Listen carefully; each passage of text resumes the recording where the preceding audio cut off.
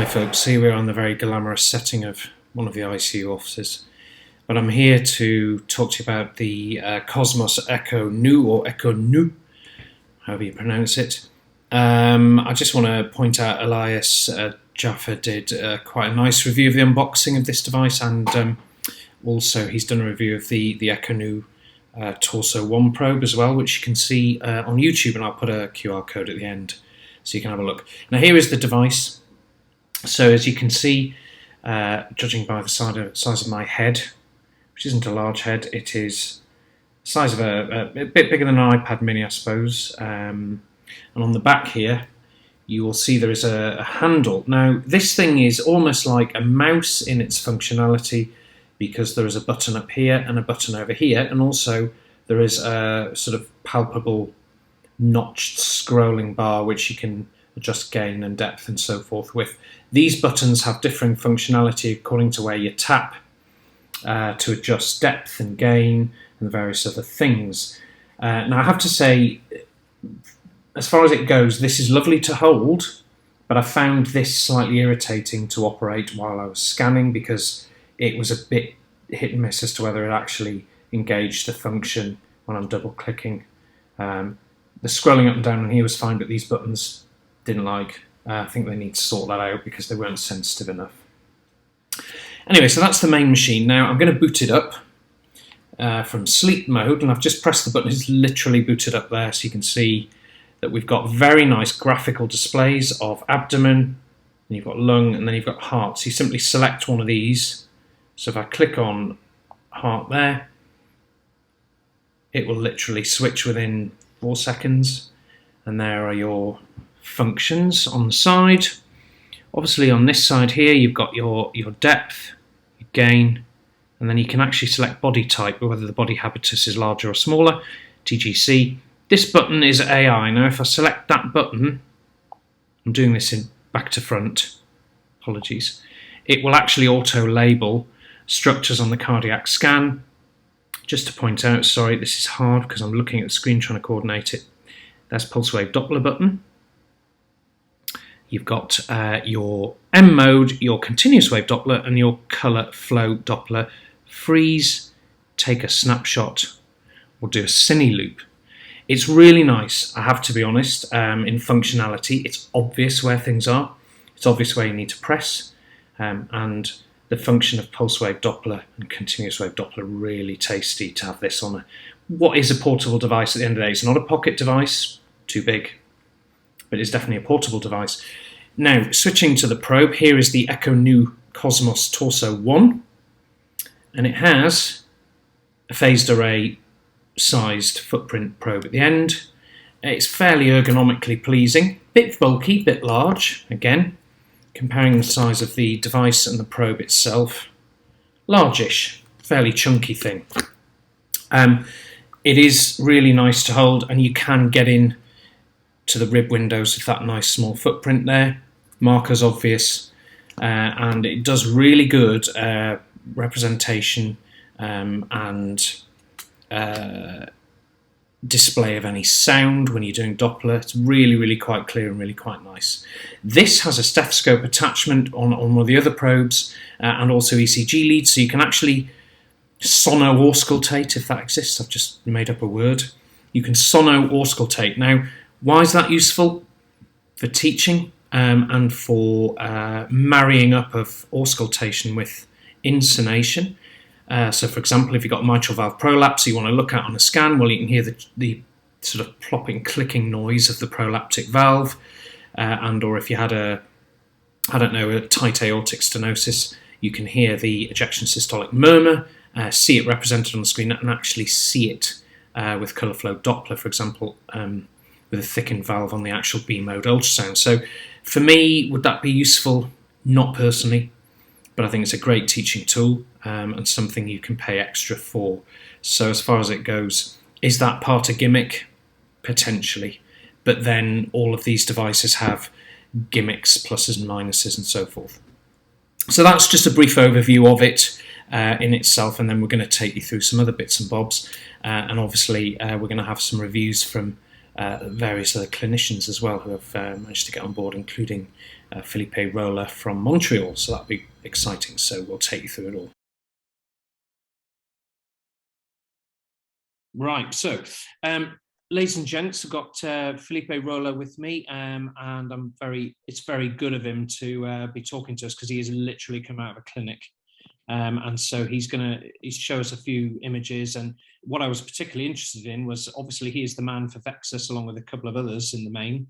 Loads of us play around with Vexus, and I use it all the time, but I'm nowhere near as big a guru as he is. So I thought we could demo what the Kosmos does, and a bit about what you think, how useful it is in your practice, how handy it is for you, and things like that. So yeah, take it away, buddy. We'll chat through. Sounds good. Well, listen, Kosmos has become my go-to for when I'm out of the ICU or in the clinic. For a year ago, came out with what was the first pulse Doppler and continuous Doppler. It's essentially a full-size device in my hands. So, I think image quality is solid, and I've had no issues with the pulse continuous Doppler. Works very well for me. Obviously there's always limitations in crazy patients that you can't do. But I think what you're saying there is really interesting, because many of the devices, and let's face it, there are quite a few competitors out there. Some come from the Chinese market. There are apps to download. I've got to be honest, some of the portable devices out there, some of the Chinese equivalent ones, they have pulse wave Doppler functionality, not necessarily continuous, but I've got to be honest, the quality is wireless, and the quality for me has not been up to scratch by any stretch, because we can now see his Kosmos screen, which is lovely. Nice portal there. Yeah, talk us through it then. Yeah, so that's I'm doing my quick look through the IVC there. I see the big portal veins. I see the big portal vein and flash through the hepatic veins are also dilated. Looking at the hepatics there. I mean, here I'm just fanning through to get my 3D, visual model of my IVC. Yeah. This is here. This one is a subxiphoid view. This one is a lateral view, which is where I go to actually do my measurements. Isolating portal vein there. Doing Vexus light, pulse probe on it. I get a very nice. Is this a clinic patient, or is this a patient on the ICU? This is a clinic patient. Okay. And you would be doing this for what reason, Philippe? I run a clinic of essentially, palliative CHF patients, in the sense that these patients are not getting further cardiac, interventions, they're not getting bypassed, they're not getting a valve done, etc. It's just a matter of palliating their symptoms, which means I'll adjust their diuretics based on this. I'll drain their pleural effusions or their ascites or whatever needs to be done. Wow. And they just, avoids admission, because, when you get a CHF patient with a pleural effusion lands in a hospital, usually they land for like close to a week, whereas they'll spend like 3 hours in the clinic to get that taken care of. That's fantastic. That's fantastic. So without the use of a device like this, let's face it, you've got the cart, you've got the beauty of a large screen and things, and that's fine. But are you finding that now you have this, things are a lot easier and quicker?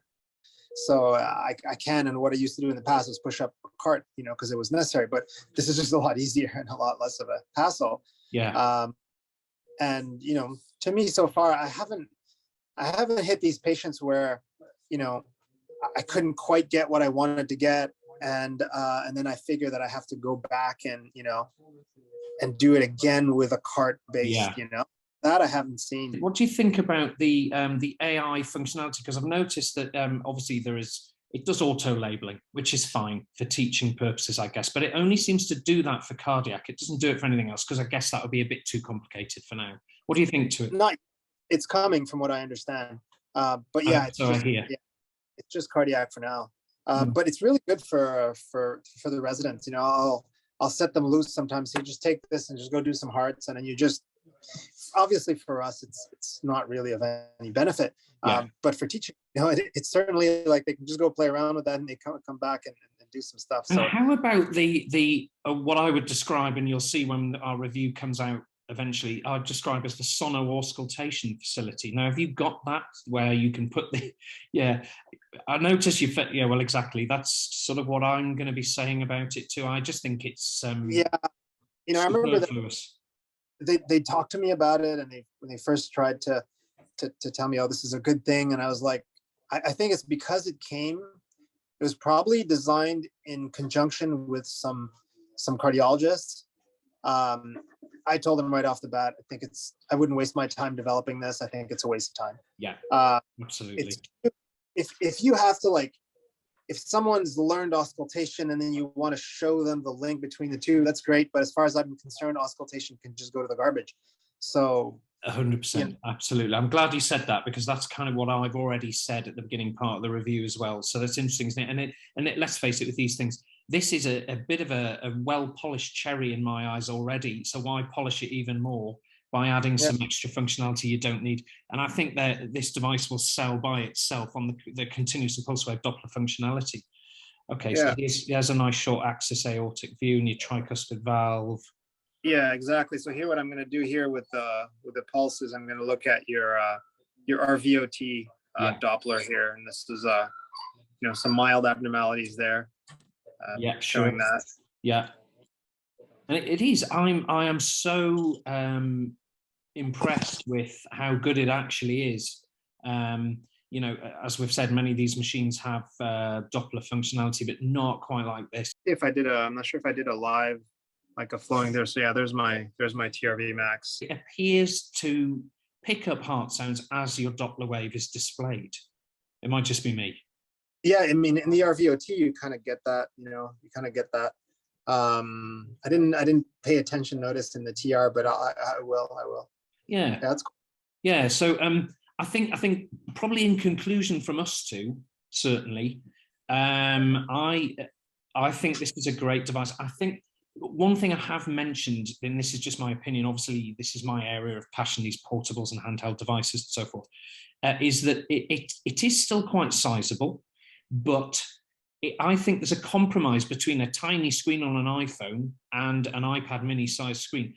But what about the handle at the back and the buttons on the back? What do you think to those? Yeah. So, I've used the buttons a couple of times. It's not really, I don't know, maybe I'm not trained enough for it. What I find with all of them is that the hassle is that you have to hold it, or you have to get, sort of a table that's reasonably positioned and whatever.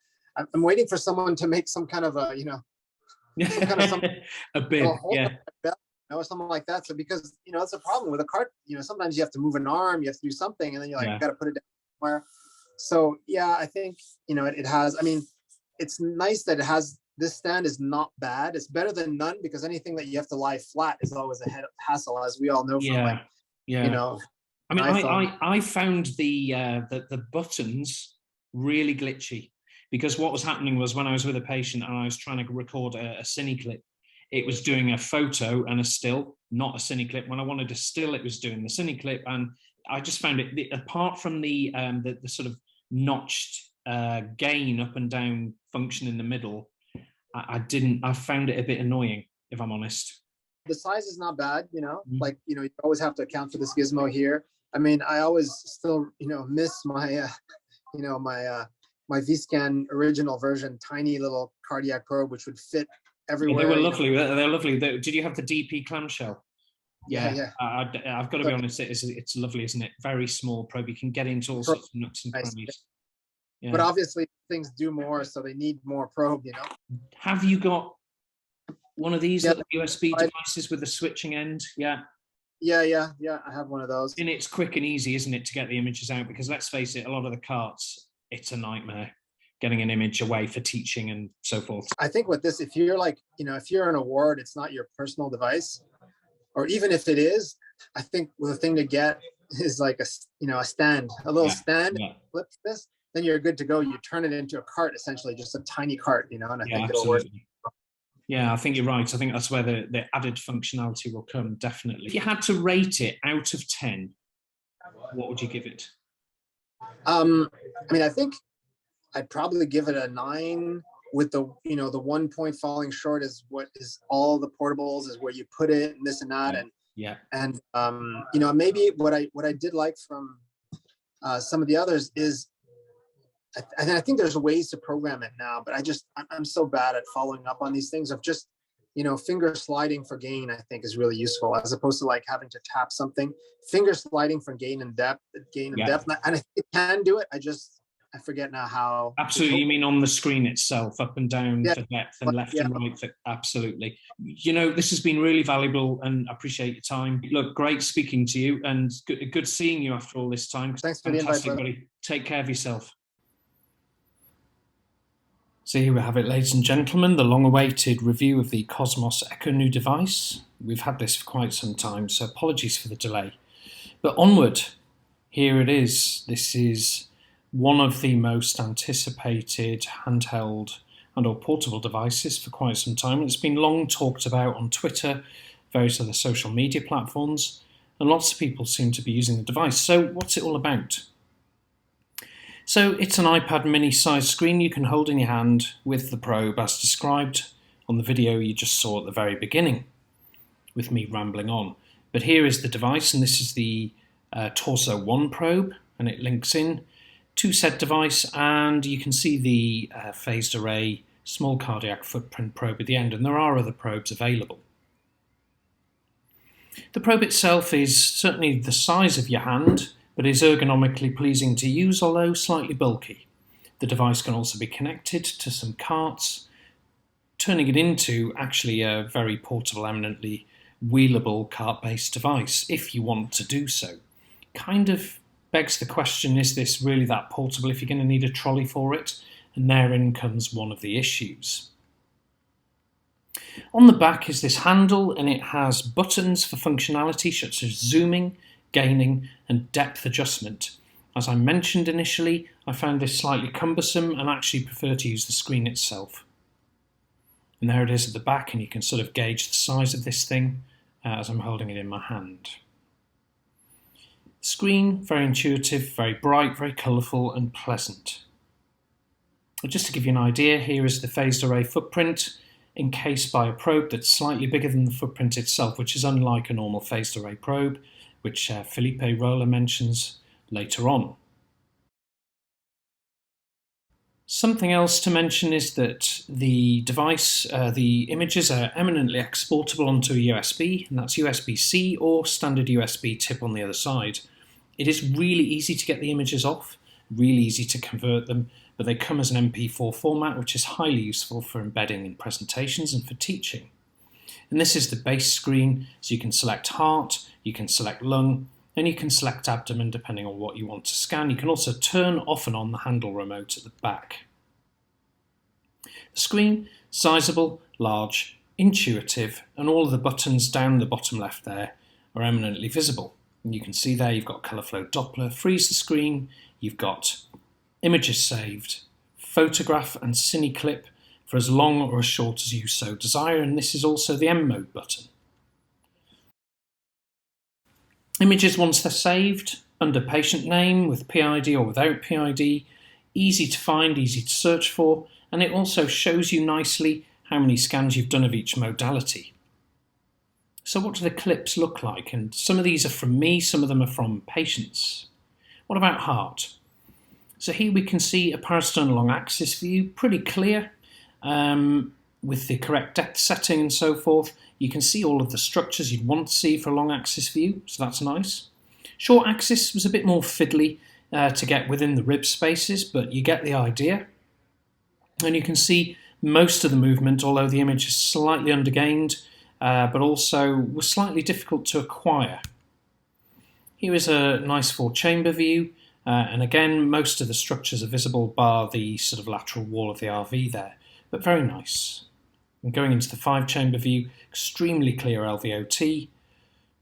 And here is a parasternal, well, if you like, it's an apical long axis view. And you can see again, pretty clear images, lovely clear mitral valve apparatus, LV and LVOT. Now this is really nice. So we're running a VTI effectively through the aortic outflow tract, the LVOT, and you can see a very nice wave. I don't know if you can hear this, but actually it does sound like you are auscultating the heart sound. So you get a very clear sound signal coming through from the pulse wave Doppler, which I thought was very good.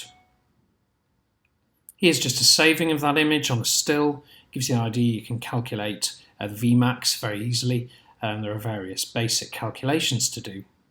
And here is the apical 4-chamber view running with colour flow on, and you can appreciate there's a small amount of mitral regurg. Now this is actually my valve, so I'm slightly taken aback because I've never seen this before on my own scan, and I ran the continuous wave Doppler through it as well.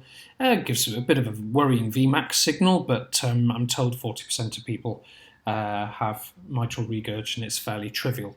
I am a fit individual, so I hope it doesn't mean much, but I might get it followed up actually, to be honest, but very clear on the scan. Running continuous wave Doppler on mitral inflow as well, and you can see the typical EA wave pattern and a minimal amount of mitral regurg showing at the bottom, but nice for calculations and thoughts about diastology and left atrial pressure calculation and so forth. This is a patient with a less clear parasternal long axis view, but they were ventilated. But it's perfectly doable to gauge various measurements from this, although we're missing the midpoint of the left ventricle there to do any decent measurements, admittedly. Same thing moving on through just to try and clarify the image and get a bit of a clearer view of the aortic valve.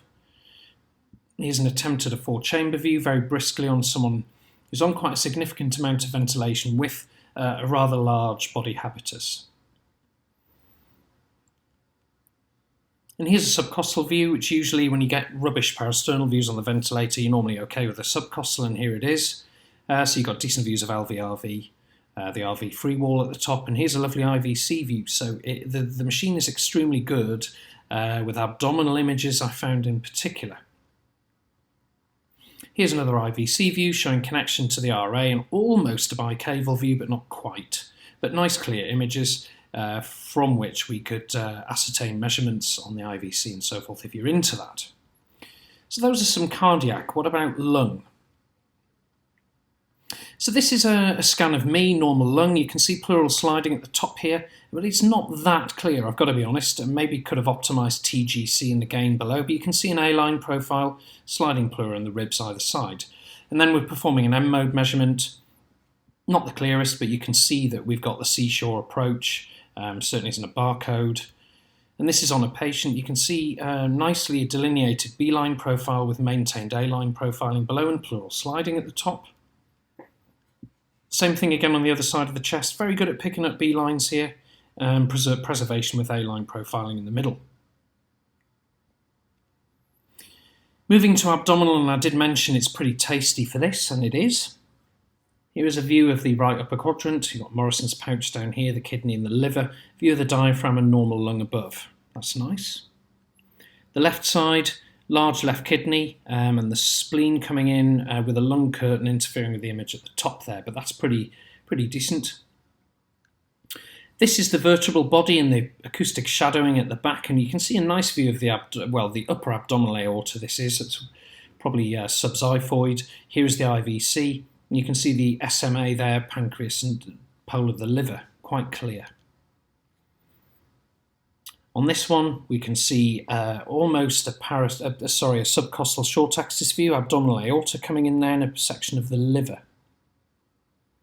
And this is me running briefly, not as effectively as Felipe Roller does, I'm sure, but this is the hepatic vein waveform on Doppler, and you can see the nice systolic and diastolic waveforming.